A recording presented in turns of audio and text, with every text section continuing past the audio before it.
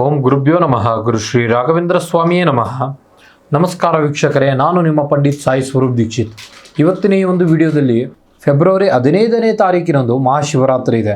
ಮಹಾಶಿವರಾತ್ರಿಯೊಂದು ತುಲಾರಾಶಿಯಲ್ಲಿ ಆಗುವಂಥ ಗ್ರಹಗಳ ಸಂಚಾರದಿಂದ ಮಹಾಶಿವರಾತ್ರಿಯ ಸಂಪೂರ್ಣ ಭವಿಷ್ಯ ನಾವು ನೋಡೋಣ ಬನ್ನಿ.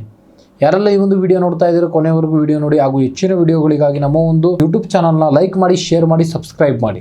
ಮೊದಲನೇದಾಗಿ ಗ್ರಹ ಸಂಚಾರದ ಬಗ್ಗೆ ನಾವು ನೋಡೋದಾಯಿತು ಅಂತ ಹೇಳಿದ್ರೆ, ಶನಿಯು ನಿಮ್ಮ ರಾಶಿಯಲ್ಲಿ 5ನೇ ಮನೆಯಲ್ಲಿ ಇರೋದ್ರಿಂದ ಇದನ್ನ ಪಂಚಮ ಶನಿ ಎಂದು ಕರೆಯಲಾಗುತ್ತದೆ. ಇದು ಮಕ್ಕಳ ವಿಚಾರದಲ್ಲಿ ಸ್ವಲ್ಪ ಪ್ರಮಾಣದಲ್ಲಿ ಚಿಂತನೆ ನೀಡುವಂಥದ್ದು, ಹಳೆಯ ಒಂದು ಕರ್ಮದ ಫಲಕ್ಕೆ ದಾರಿ ಆಗುವಂಥದ್ದು, ಕೆಲವೊಂದಿಷ್ಟು ನಿಮ್ಮ ಐಡಿಯಾಗಳು ನಿಮಗೆ ಯಶಸ್ಸಿನ ದಾರಿಗೆ ಕರೆದುಕೊಂಡು ಹೋಗುವಂಥದ್ದಿದೆ. ಇನ್ನು ಗುರು ಭಾಗ್ಯಸ್ಥಾನದಲ್ಲಿ ಇರೋದ್ರಿಂದ ನಿಮಗೆ ದೈವದ ಬಲ ಹೆಚ್ಚಾಗುವಂಥದ್ದು, ತಡೆ ಹಿಡಿಯಲ್ಪಟ್ಟ ಕೆಲವೊಂದಿಷ್ಟು ಕಾರ್ಯಗಳು ಶಿವನ ಅನುಗ್ರಹದಿಂದ ನೆರವೇರುವಂಥದ್ದು. ಇನ್ನು ಮತ್ತು ರಾಹು ಮತ್ತು ಕೇತುವಿನ ವಿಚಾರದ ಬಗ್ಗೆ ನಾವು ನೋಡೋದಾಯಿತು ಅಂತ ಹೇಳಿದ್ರೆ, ರಾಹು 6ನೇ ಮನೆಯಲ್ಲಿ ಇರೋದ್ರಿಂದ ನಿಮಗೆ ಆನೆ ಬಲ ನೀಡಿದಂತೆ ಶತ್ರುವಿನ ನಾಶ ಆಗುವಂಥದ್ದು, ನಿಮ್ಮ ಧೈರ್ಯದಿಂದ ನೀವು ಕಠಿಣ ಪರಿಸ್ಥಿತಿಯನ್ನು ಗೆಲ್ಲುತ್ತೀರಿ. ಕೇತು 12ನೇ ಮನೆಯಲ್ಲಿ ಇರೋದ್ರಿಂದ ಆಧ್ಯಾತ್ಮಿಕ ಪ್ರವಾಸ ಹೆಚ್ಚಾಗುವಂಥದ್ದು. ಇನ್ನು ವೃತ್ತಿ ಮತ್ತು ವ್ಯವಹಾರದ ಬಗ್ಗೆ ನೋಡೋದಾಯ್ತು ಅಂತ ಹೇಳಿದ್ರೆ, ಉದ್ಯೋಗಿಗಳಿಗೆ ಈ ಒಂದು ತಿಂಗಳು ಶುಭ ಕಾಲ.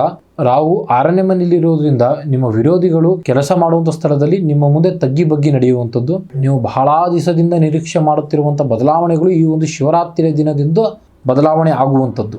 ನ್ಯಾಯಾಲಯ ಮತ್ತು ಕಲೆ ಕ್ಷೇತ್ರದಲ್ಲಿ ಮತ್ತು ಟ್ರಾನ್ಸ್ಪೋರ್ಟ್ ಕ್ಷೇತ್ರದಲ್ಲಿ ಇರುವಂಥವರಿಗೆ ಸಾಕಷ್ಟು ಯಶಸ್ಸು ದೊರೆಯುವಂಥದ್ದು. ಇನ್ನು ವ್ಯವಹಾರಿಕ ವಿಚಾರದ ಬಗ್ಗೆ ನಾವು ನೋಡೋದಾಯಿತು ಅಂತ ಹೇಳಿದ್ರೆ, ವ್ಯಾಪಾರಸ್ಥರಿಗೆ ಇದು ಹೂಡಿಕೆ ಮಾಡಲು ಒಂದು ಯೋಗವಾದಂಥ ಸಮಯ. ನಿಮ್ಮ ಬುದ್ಧಿವಂತಿಕೆಯಿಂದ ಮಾರುಕಟ್ಟೆಯಲ್ಲಿ ಹೊಸ ಸ್ಥಾನಮಾನವನ್ನು ನಿಮಗೆ ದೊರೆಯುವಂಥದ್ದು. ವಿದೇಶಿ ಸಂಪರ್ಕಗಳಿಂದ ನಿಮಗೆ ವ್ಯಾಪಾರ ವಿಸ್ತರಣೆ ಆಗುವಂಥ ಸಾಧ್ಯತೆಗಳಿದೆ. ಆದರೆ ಯಾವುದೇ ಒಂದು ಅಡ್ಡದಾರಿ ಹಿಡಿಯಲು ಹೋಗಬೇಡಿ, ಶನಿದೇವ ಯಾವಾಗಲೂ ನಿಮ್ಮನ್ನು ಗಮನಿಸುತ್ತಿರ್ತಾನೆ. ಇನ್ನು ಆರ್ಥಿಕ ವಿಚಾರದ ಬಗ್ಗೆ ನೋಡೋದಾಯ್ತು ಅಂತ ಹೇಳಿದ್ರೆ, ಆರ್ಥಿಕವಾಗಿ ಇದು ಲಾಭದಾಯಕದ ಅವಧಿ ಅಂತಾನೆ ಹೇಳ್ಬಹುದು. ಹಳೆಯ ಸಾಲಗಳಿಂದ ಮುಕ್ತಿ ಹೊಂದುತ್ತೀರಿ. ಷೇರು ಮಾರುಕಟ್ಟೆಯಿಂದ ಲಾಭದಾಯಕವಾಗಿ ಸೇರುವಂಥದ್ದು. ಹೂಡಿಕೆ ಮಾಡುವಾಗ ಎಚ್ಚರಿಕೆಯಿಂದ ಹೂಡಿಕೆ ಮಾಡಿ. ಇನ್ನು ಪ್ರೀತಿ ಮತ್ತು ಕುಟುಂಬದ ಬಗ್ಗೆ ನೋಡೋದಾಯ್ತು ಅಂತ ಹೇಳಿದ್ರೆ, ಕುಟುಂಬದಲ್ಲಿ ಸಂತೋಷ ಮತ್ತು ನೆಮ್ಮದಿ ಸದಾಕಾಲ ನೆಲೆಸಿರುತ್ತದೆ. ಪಂಚಮ ಶನಿಯ ಒಂದು ಕಾರ್ಯದಿಂದ ಮಕ್ಕಳ ಆರೋಗ್ಯದ ಬಗ್ಗೆ ಹೆಚ್ಚಿನ ರೂಪದಲ್ಲಿ ಗಮನ ಹರಿಸಬೇಕಾಗುತ್ತದೆ.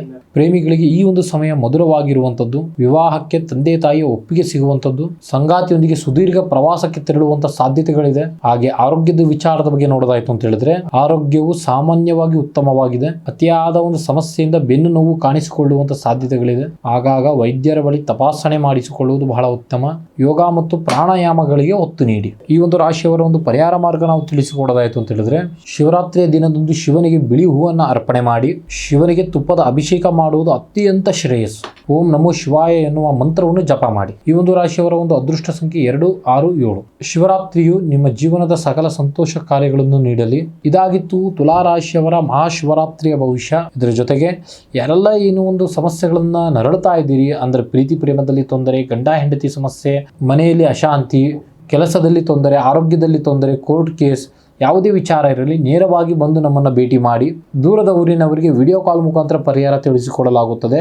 ಮುಂದಿನ ವಿಡಿಯೋಗಳಲ್ಲಿ ಸಿಗ್ತೋರೋಣ. ಅಲ್ಲಿ ತನಕ ನೋಡ್ತಾ ಇರಿ ನಮ್ಮ ಒಂದು ಯೂಟ್ಯೂಬ್ ಚಾನಲ್. ಧನ್ಯವಾದಗಳು.